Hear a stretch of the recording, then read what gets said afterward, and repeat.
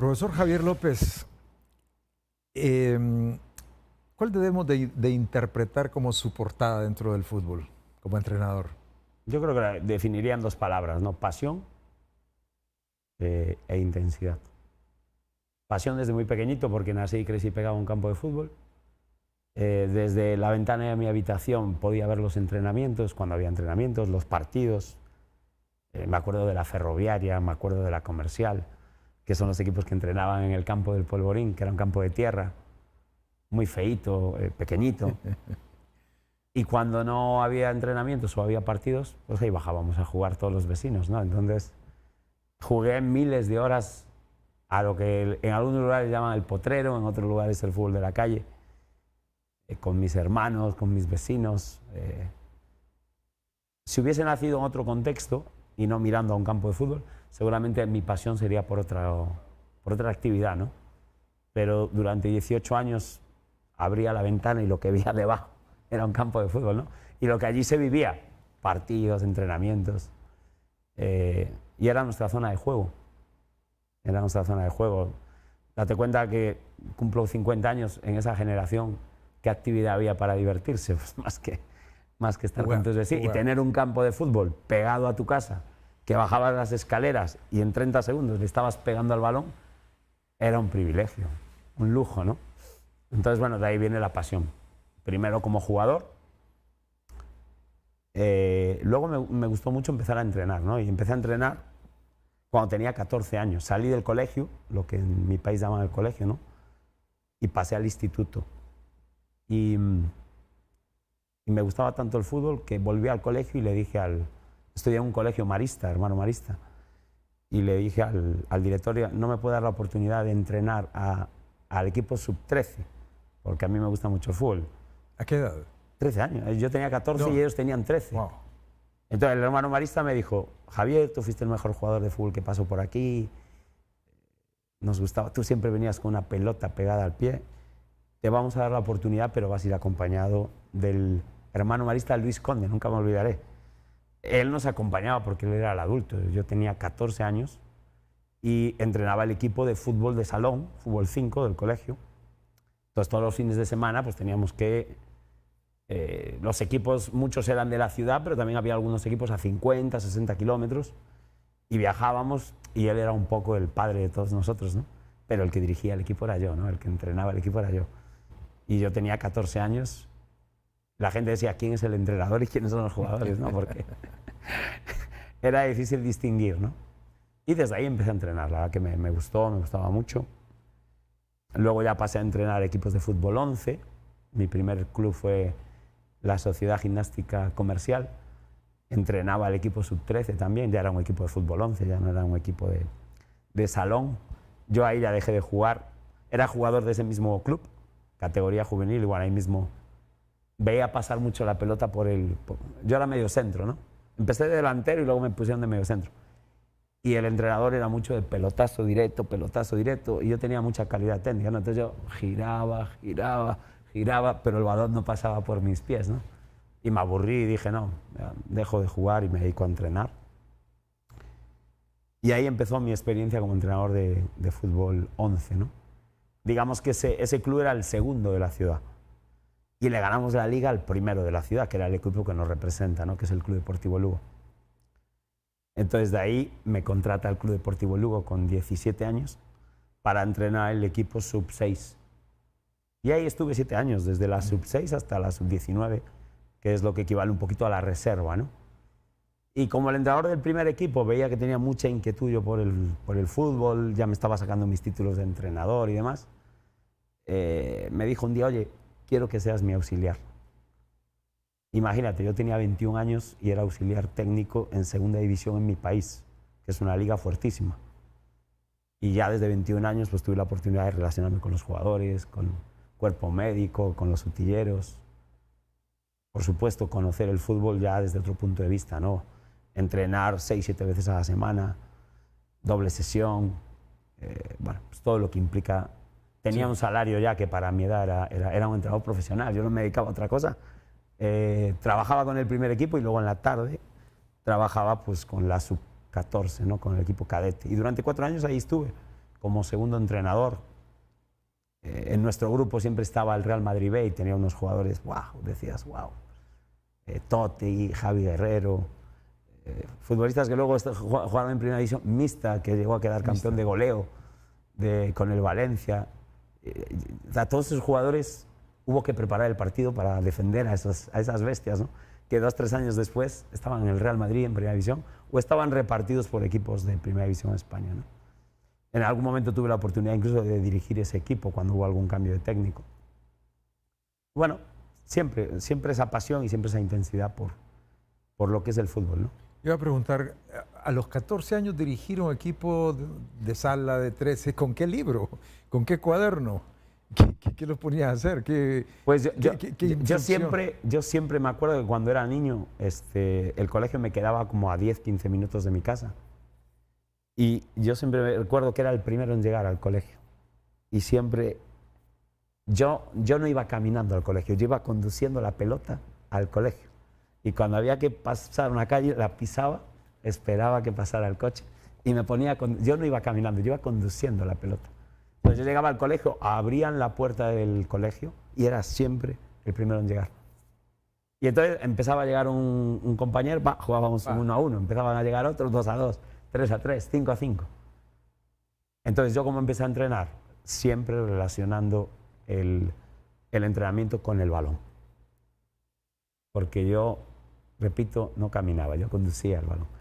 Entonces yo empecé a entrenar siempre entendiendo que el entrenamiento tiene que estar basado en la relación del jugador con el balón. ¿Pero alguna influencia hubo a partir de...? En ese momento yo me basaba en el juego. Yo como aprendí a jugar.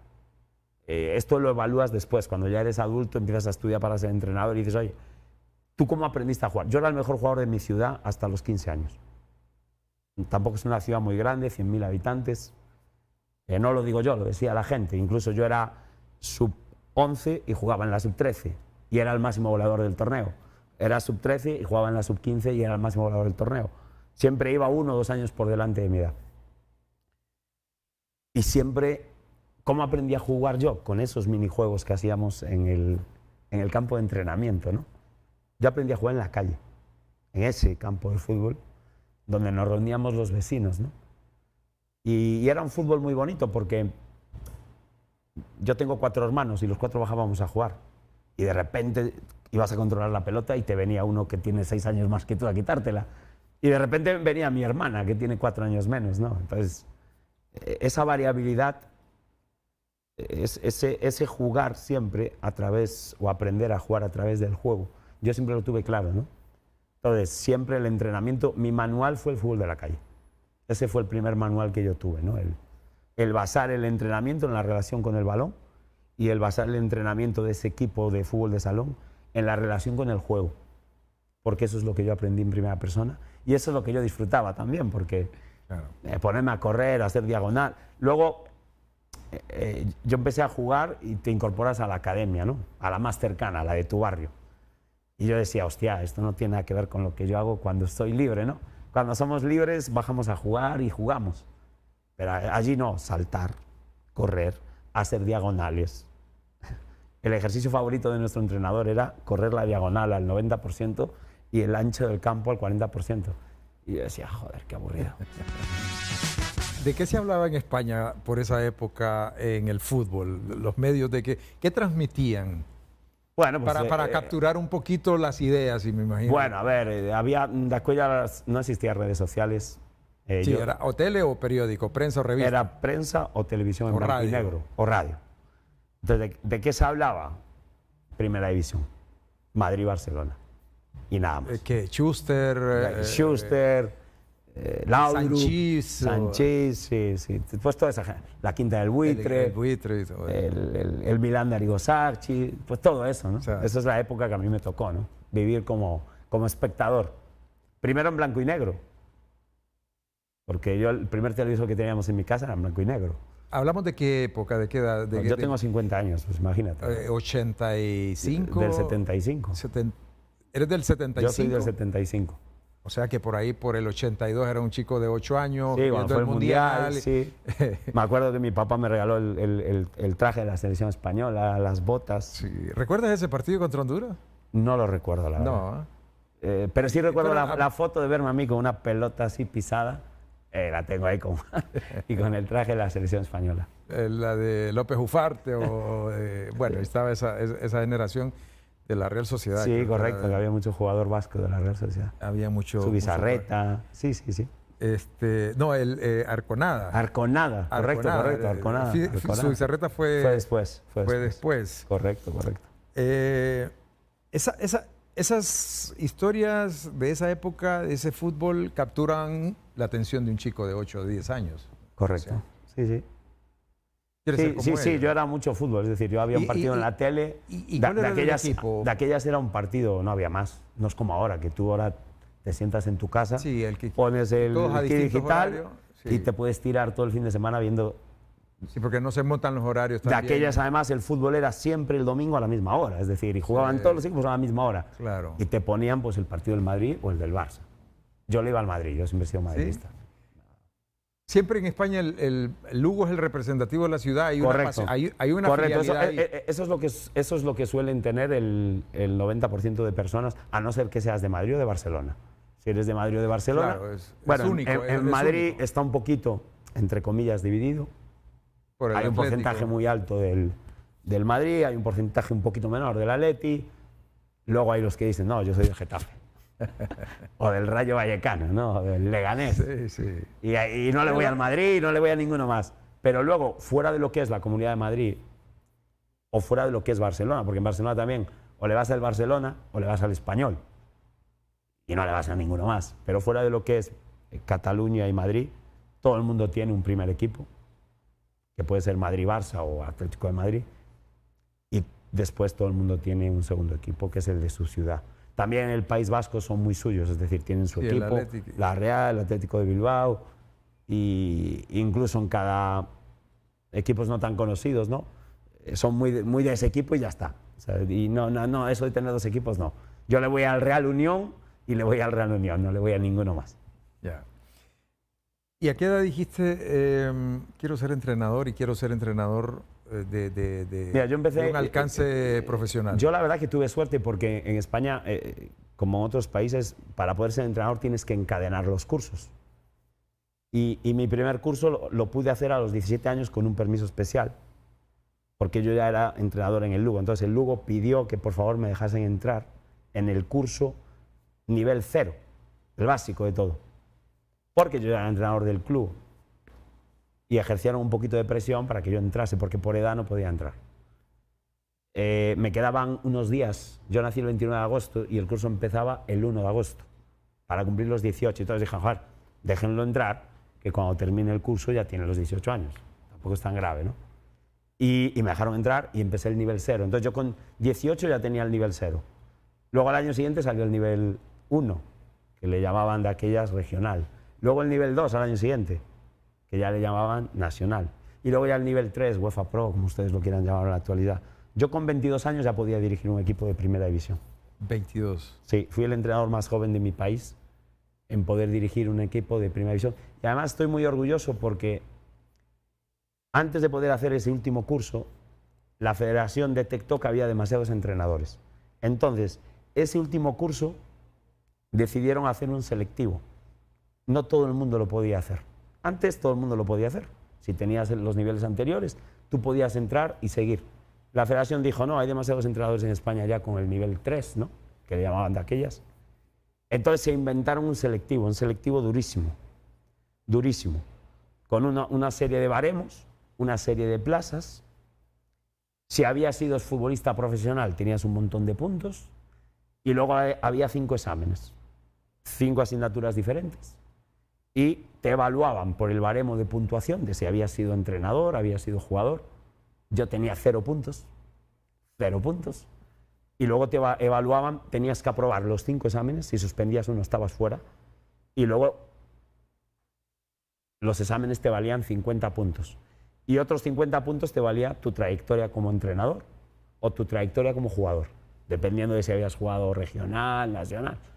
O sea, yo partía de 0 puntos. Yo saqué 48 puntos en los exámenes, no suspendí ninguno y fui uno de los pocos afortunados que pudo hacer ese curso. Había jugadores profesionales de primera división que se quedaron fuera. Hubo alguno que de los nervios y de la presión en los exámenes lloró y se retiró del examen. Lloró y se retiró del examen.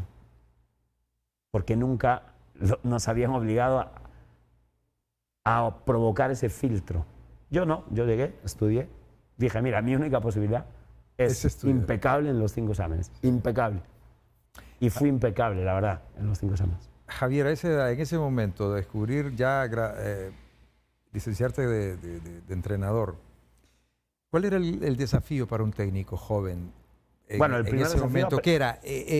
Preparar un entrenamiento, definir una línea, convencer al jugador, pararse por delante de ellos. Yo primero aprender. Yo la verdad que tuve un entrenador 4 años que me ayudó un montón, que fue el que me invitó a ser parte de un equipo profesional, a sentir un equipo profesional.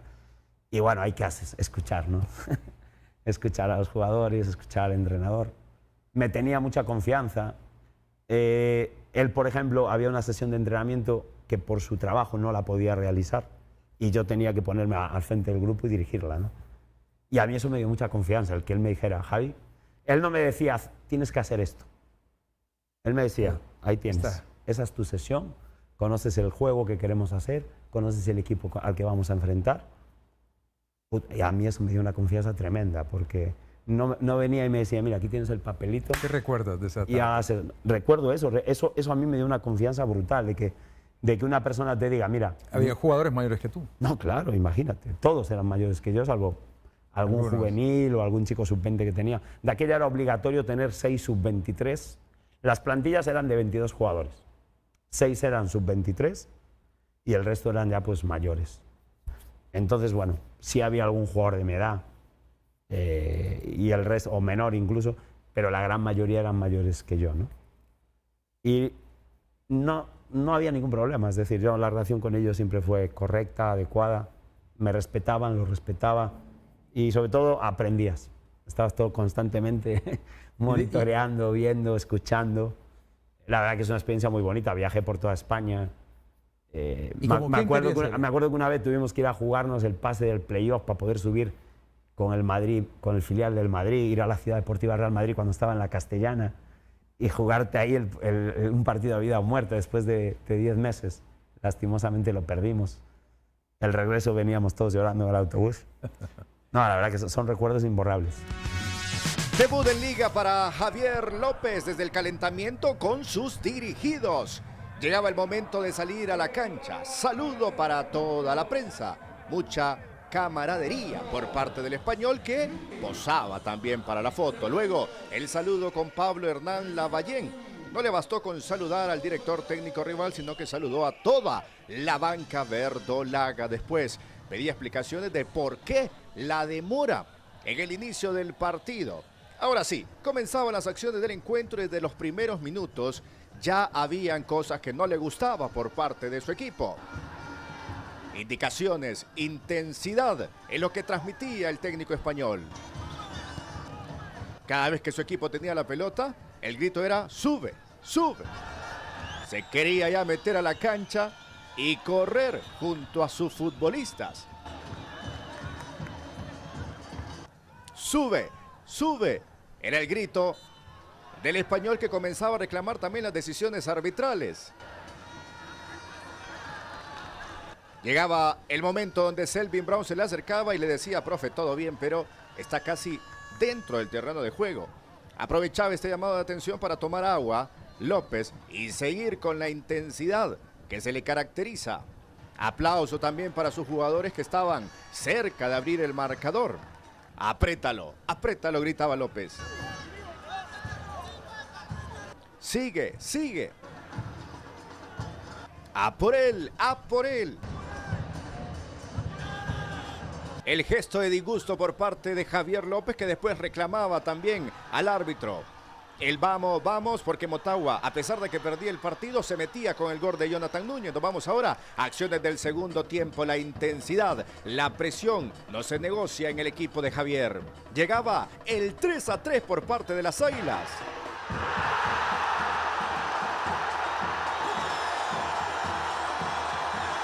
Este tanto frenó el ingreso de Macías y de Padilla y luego Javier López decía calma, calma, calma. Después Del tanto del empate 3-3 por parte de Motagua, todo era lamento de López.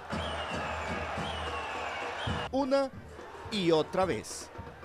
Vaya debut en liga con este clásico para enmarcar entre azules y verdolagas. ¿Y como quién quería ser? ¿Como qué técnico? ¿Cuál era la fuerza de la influencia? Mi influencia nunca ha sido un técnico en concreto. Ha sido mezclar lo mejor de 4 fútbol que yo entendí que siempre eran los que a mí me gustaban. Ya cuando empecé a tener un poquito más de edad y ya las redes sociales y ya empiezas a ver más fútbol, dices, hostia, qué bien defienden los italianos, ¿no? Qué bien defienden los italianos, qué orden, qué disciplina, qué juntos están, cómo se ayudan, cómo se compenetran entre ellos, ¿no? Y no hablo solo del catenaccio italiano, ¿no? Porque Arrigo Sacchi adelantó la línea, tiraba al fuera de juego. Dices, qué bien defienden, macho. O sea, cuando les toca defender, qué bien lo hacen. Yo quiero aprender a defender así. Yo, por ejemplo, le digo a los jugadores de Motagua, no me llamen defensivo, pero yo quiero la portería a 0, pero también quiero que recuperemos infinidad de balones y lo más cerca posible a la portería contraria. Entonces, cuando nos toca defender, nos toca defender. Nos toca defender el balón, nos toca defender a los rivales, nos toca proteger la portería, porque a veces nos toca proteger la portería. Y cuando yo les hable de defender, no piensen que soy defensivo, pero cuando el rival tiene la pelota hay que quitársela. Entonces tenemos que defender bien, ¿no? Luego, del fútbol alemán, ¿qué me gustaba? La verticalidad, la explosividad que tenían. Pum, pum, pum, al gol. No necesitaban más. 3, 4 acciones sencillas y llegaban al gol. Y lo hacían además con una velocidad, una coordinación y una sencillez que era extraordinaria. Entonces, mi primera idea cuando el equipo recupera el balón es esa, ser profundo y vertical. Y si puedes llegar al gol en 2, 3, 4 acciones precisas, no hagas 25. Luego en España empezó el tiki-taka. Y el tiki-taka, pues en España nos condicionó a todos, porque si tú en cualquier división no jugabas o no hacías o no intentabas hacer ese tipo de fútbol, estabas mal visto. Este es un entrenador antiguo, este es un entrenador que no va a la liga. Ahí se creó durante un tiempo desactualizado, va en contra del ADN del país. Y claro, cuando toca atacar, o sea, cuando no puedes hacer ese fútbol rápido, profundo y vertical que proponen los alemanes, te toca atacar. Y ahí ya viene la circulación, el tocar, el mover al rival para encontrar espacios, encontrar luego a los jugadores que están libres, jugar la pelota rápida y precisa para que el rival no pueda acomodarse y a partir de ahí tú puedas avanzar, progresar y crear situaciones de gol. Entonces, claro, es otra influencia importante, ¿no? Que en esos momentos donde no podemos ser como los alemanes, intentar ser la mejor versión de los españoles, ¿no? Los apoyos. Eso es, la cercanía, el juego de posición, el toque.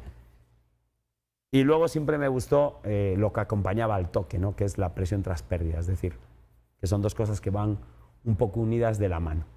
Entonces yo bebo de esas 3 fuentes, ¿no? El tiki-taka español, el catenaccio y Arrigo Sacchi con su defensa adelantada, que son 2 conceptos diferentes, pero que al final buscan lo mismo, defender muy bien, y luego la velocidad de las transiciones de los alemanes, ¿no? A mí era 3 formas de jugar que me gustaban mucho. Y luego, por mi cercanía, algo que siempre me gustó del fútbol portugués es lo competitivos que son.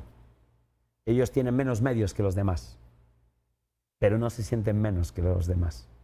Y a base de orgullo, a base de pasión, a base de compañerismo, a base de superación, es un contexto, esa parte emotiva del fútbol me gusta mucho de ellos y también me gusta que la tengan mis equipos, ¿no?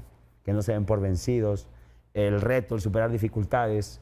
Fíjate ahora cómo está Portugal, es un país más pequeño, la comunidad económica, es un país que no tiene tantos habitantes, es un país que no tiene tantos clubes importantes y fíjate lo que han sido capaces de hacer ahora, por ejemplo. Tiene una generación espectacular. O sea, con menos tienen bastante. Hacen más. Entonces esas 4 cosas, esos 4 ambientes, ¿no? A mí me gustan mucho y sí han influido mucho en mi manera de entender el juego. Desarrollar el concepto, definido los conceptos, el gusto y la filosofía de cómo lo logras eso, cómo lo entrenas, cómo lo trabajas. Bien, esa es la parte que la teoría se explica en la práctica. Sí, miren, y lo puedo decir abiertamente porque soy... yo tengo Asperger, tengo altas capacidades y las personas que tenemos Asperger y altas capacidades centramos toda nuestra energía en algo que nos gusta.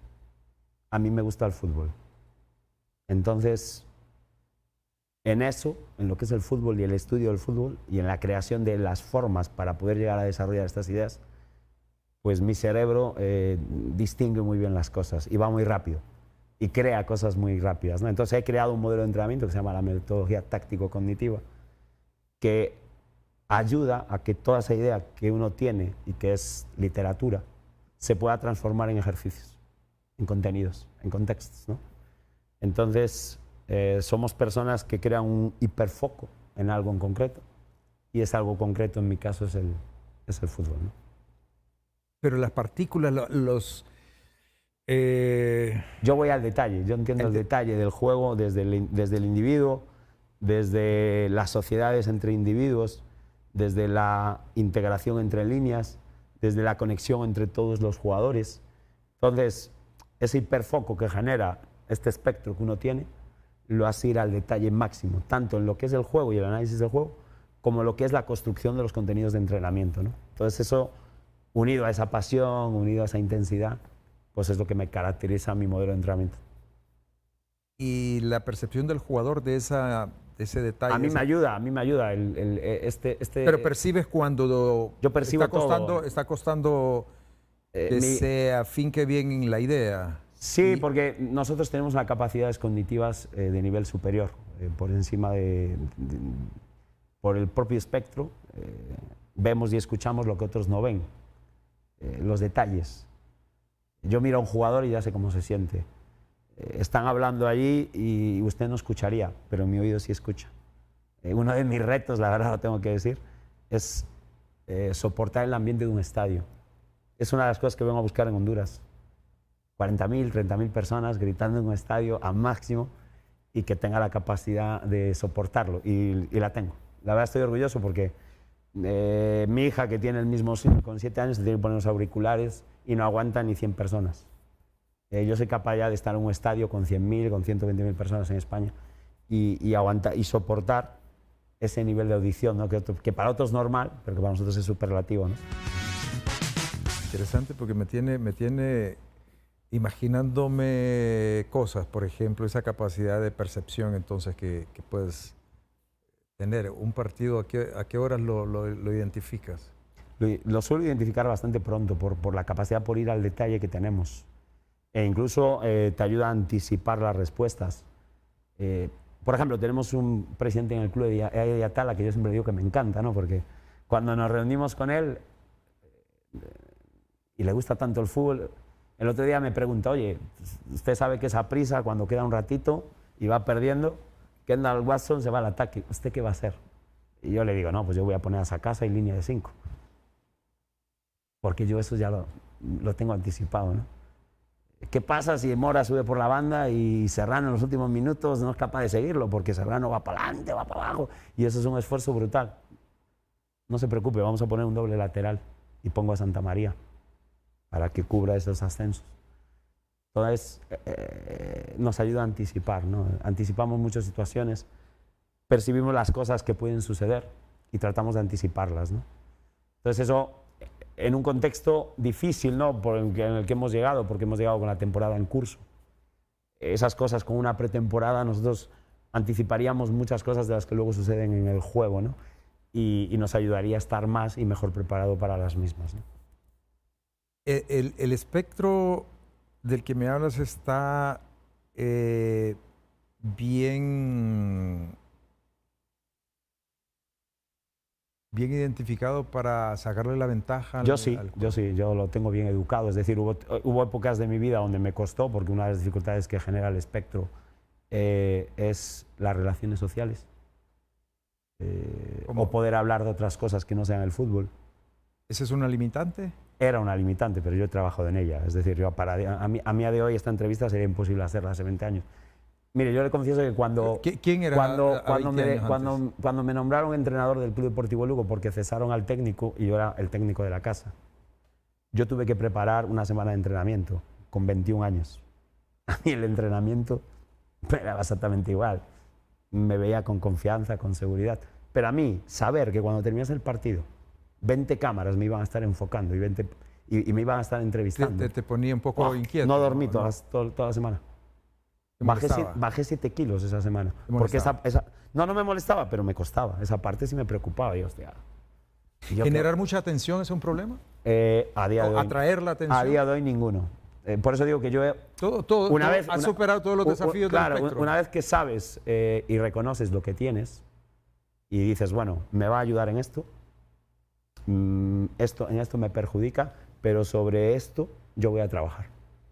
Yo voy a trabajar porque, evidentemente, si quiero llegar a ser entrenador de fútbol profesional, donde sea, tengo que cuidar las relaciones sociales, me voy a tener que relacionar con periodistas, con jugadores, con compañeros de cuerpo técnico. Entonces, me he educado, creo que muy bien en los últimos 10 años para ¿A qué edad? sacarle ventaja a esto. Yo lo empecé a intuir hace 10 años, pero cuando nace mi hija y vamos con la pediatra al primer año y nos dice, la niña tiene autismo, y nos empieza a leer las características del autismo, digo, hostia, este soy yo. Tuve la humildad de decir, este soy yo. Pero no te diste cuenta hasta qué edad. Hasta que nació mi hija. Yo ya notaba cositas, ¿no? Pero ¿Y qué nivel tiene? no, a día de hoy la educación que he recibido, porque evidentemente pues, he hecho lo que tenía que hacer para educar. Mi hija es la primera que en el momento que nos lo dicen, ¡pum!, nos ponemos a trabajar primero en ella y luego en su papá, ¿no? Yo me acuerdo al día siguiente de escuchar las características que tenía mi hija, llamar a la Asociación de Asperger en La Coruña, y al día siguiente estaba ya ocupándome de este tema. No preocupándome, ocupándome de este tema. ¿Cómo está ella? ¿Cómo está? Bien. No, la evolución que yo he tenido en estos últimos 8 años ha ido a la par de mi hija. Ha ido a la par de mi hija. ¿Cuántos años tiene ahora? Mi hija tiene 8 años. ¿Percibes habilidades de ella? No, especial. Ella va a ser DJ. Ella, su sueño es la música y canta y escucha música electrónica y ella sueña que va a ser DJ. Es lo que le gusta. Y, bueno, ¿Te conversa sueños? Sí, no, era una niña que pasó de no hablar, de no mirar, de no abrazar, de no besar. Habla, besa, habla 3 idiomas. ¿Con terapia? Sí, claro, por supuesto. Todo. Una terapia integral que incluye alimentación, que incluye logopedia, que incluye psicología, que incluye todas las áreas, y todas esas personas están interconectadas para que el producto final sea lo que hoy es mi hija, ¿no? Alguien que ha mejorado mucho. Y todo eso, visto en mi hija, lo he hecho yo mismo, ¿no? Entonces, la verdad que sí, que me veo una persona ahora mismo que puede enfrentar desafíos. ¿Cómo se llama tu hija? Aitana se llama. Aitana. Hace 10 años eran imposibles de atender. Va a ser DJ. Yo creo que sí. De momento es lo que le gusta. A lo mejor cuando cumpla 15, cuando cumpla 15 quiere ser otra cosa. ¿Sabe qué hace? Pero va a ser en lo que haga va a ser genial. En lo que haga va a ser genial porque tiene una capacidad cognitiva que es extraordinaria. En mi caso fue el fútbol y en su caso, claro, yo tuve el déficit de no saber qué me pasaba realmente porque yo veía que destruía relaciones, de que me frustraba mucho, de que tenía un pequeño error y me lo tomaba de una manera tremenda. Todas esas cosas ya no suceden, ¿no? Yo ya sé quién soy y ya he trabajado para que los defectos se conviertan en virtudes y la virtud llevarla a un nivel superior, ¿no? Entonces, creo que voy bien. Y mi hija ya toda esa etapa no la va a sufrir porque mi hija la trabajó ya desde pequeñita. Entonces va a ser genial. La niña va a ser, en lo que haga, va a ser una genio, estoy seguro. ¿Y ella sabe a qué te dedicas? Sí, claro, por supuesto.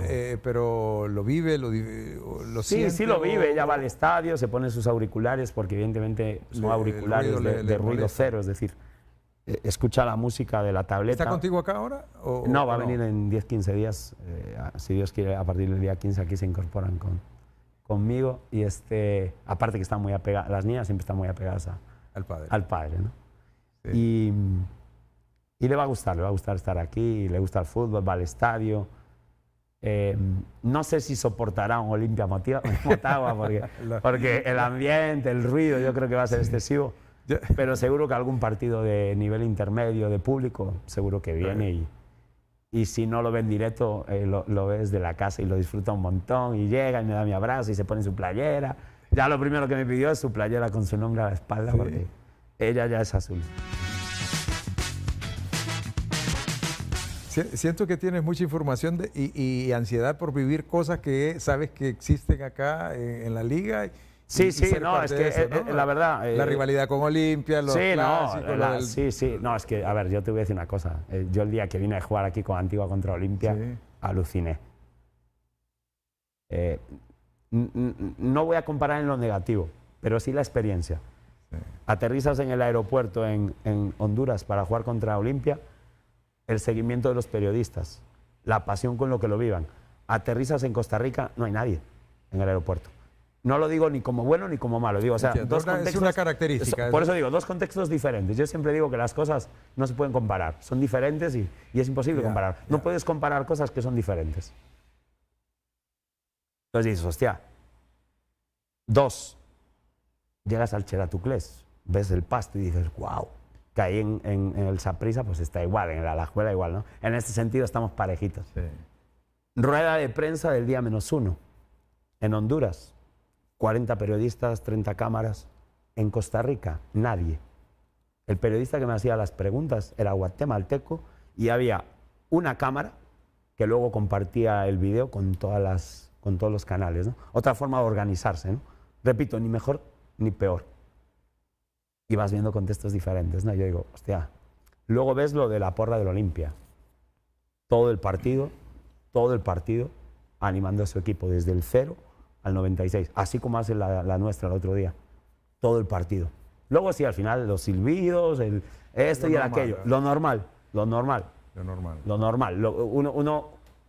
Uno se vuelve empático y dice, bueno, pues uno estuviera en la grada también y eliminan a su equipo de tal, pues también mostraría, aunque solo fuera 5 segundos de malestar, ¿no? Luego ya te vas para tu casa y ya te enfrías, ¿no?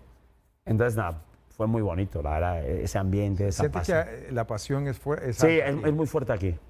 Y luego, lo comentaba hoy en un programa de Zoom, que me hicieron una entrevista, está las instalaciones, los estadios, el cómo están las canchas, el perfil del jugador, el biotipo del jugador hondureño a mí me encanta. Yo creo que el complemento que le falta es el conocimiento táctico y la variabilidad cognitiva, que es precisamente en lo que yo puedo apoyar al fútbol hondureño, porque lo demás lo tienen, son grandes, son fuertes, son explosivos, son rápidos. ¿Qué les falta? ¿Qué les falta? Un poquito de conocimiento táctico desde edades tempranas, entender el juego como una variabilidad. Te pongo un ejemplo, nosotros ensayamos una jugada a balón parado y podría ser cerrada y estática, y decir pum, pum. Pero yo les digo, oye, ¿y qué pasa si en esta barrera en vez de ponerse así, se ponen asá? Y yo les digo, resuélvanlo. Sí, la capacidad de inventiva. De sobre una base, tener diferentes variantes. Sí, eso es. Porque yo les digo, nosotros la podemos ensayar así, pero ¿qué pasa si mañana en la barrera en vez de ponerse 4, se ponen 5? ¿Qué pasa si ponemos 3 de pantalla y no se pone nadie detrás de la pantalla? ¿Qué pasa si sí se ponen detrás de la pantalla? Identifiquen dónde está la superioridad, si está aquí o está allí. Entonces yo los hago pensar. La metodología te hace pensar. Y yo creo que el jugador centroamericano en general, y sobre todo el hondureño o el guatemalteco, por lo que yo he podido observar, necesita, para cambiar el fútbol, cambiar ese concepto, ¿no? Es decir, dejar de instruirlos. Yo siempre les digo, no quiero jugadores obedientes. Entiendan el concepto, no quiero jugadores obedientes. Quiero jugadores inteligentes, que son dos cosas muy diferentes. Que tomen decisiones. Y yo quiero darles a ustedes, a través del entrenamiento, a través de los videos que vemos, de los entrenamientos que hacemos, los ejercicios, las sesiones, quiero darles las herramientas para que ustedes no tengan que obedecerme, ustedes entiendan lo que tienen que hacer en cada momento y puedan tener éxito a la hora de ejecutarlo, ¿no? Y ese es un poquito pues, el momento en el que estamos ahora con la plantilla, ¿no? Javier, por tiempo vamos a ir terminando, pero me ha encantado mucho porque he preguntado poco, pero he aprendido mucho. Y esa es una característica de un buen invitado, en este caso. Gracias. En este caso tú. Me llama la atención y me alegra mucho porque todas las opiniones en torno a lo nuestro son positivas. Todas. Y son de valor. Porque muchas veces nosotros también nos desacreditamos nosotros mismos porque creemos que no tenemos todo lo que tú dices que tenemos. Sí. Lo que pasa es que hay que potenciarlo. Son características que son nuestras, pero que a lo mejor falta eso que Yo creo que a veces estás, nos falta, y lo digo por experiencia propia, conocernos mejor, ¿no? Yo desde el momento que me conocí mejor y que acepté mi realidad, y uno no quiere quedarse estático, uno quiere mejorar su calidad de vida, uno quiere vivir mejor, quiere hacer vivir mejor a los que están en su entorno, a los que más quiere, a los que más ama. Entonces, y lo pongo como ejemplo en lo personal, es decir, hay que conocernos, hay que conocer el valor que tenemos, hay que ver cuáles son nuestras virtudes, hay que ver cuáles son nuestros defectos, que todos los tenemos, mantener o tratar de mantener esas virtudes y esos defectos empezar a trabajar sobre ellos, ¿no? Porque eso es al final lo que va construyendo una mejor persona, un mejor jugador, un mejor fútbol.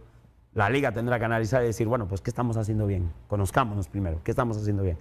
Mantengámoslo, ¿qué estamos haciendo mal? Lo podemos corregir. Y creo que en todo eso, escuchar y ponerse en las manos de especialistas, pues siempre es lo mejor, ¿no? Queremos un coordinador para la liga, bueno, pues traer un especialista que coordine la liga, ¿no? Queremos un especialista en nutrición, como hemos incorporado ahora una en el club, pues no vale que lo diga el entrenador, el PF es PF, el entrenador es entrenador, el médico es médico. Entonces, yo creo que en ese sentido, conocernos mejor. Creo que ahí ha avanzado el fútbol también, ¿no? En general, en el mundo. Creo que eso es más científico hoy desde la parte humana. Porque Sí, antes, sí, correcto. Es que el concepto holístico no puede separar a la persona del jugador. Sí. El concepto holístico, el entender que somos un todo, el entender que tenemos que trabajar como el todo que somos, es fundamental. Sí. Es fundamental. Javier, encantado de nuevo. No, gracias, muchas gracias. bienvenido y que tengas éxito. El éxito es poder hacer lo que a uno le gusta cada día y con pasión, con intensidad y poderlo compartir con, en este caso, pues con todos los aficionados del Ciclón Azul. Muy bien.